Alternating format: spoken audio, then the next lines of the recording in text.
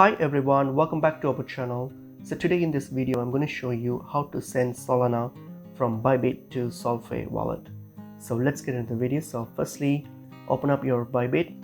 So open up your Bybit account and then app and then log into your Bybit account. So once you've logged into your Bybit account here, so what you need to do now is simply hit on the Assets tab here. Click on Assets tab and then now go to this withdraw option here. So simply select withdraw option, click on it, and then now from here we're going to send Solana. So select Solana from this currency.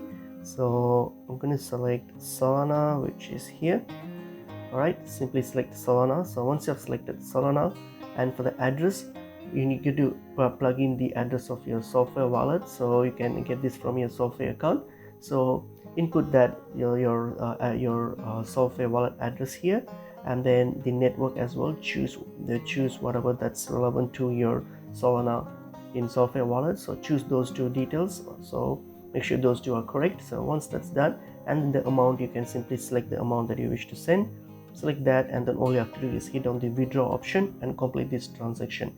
And by doing so, you'll be able to send Solana from Bybit to your Solflare wallet, and that's pretty much it is.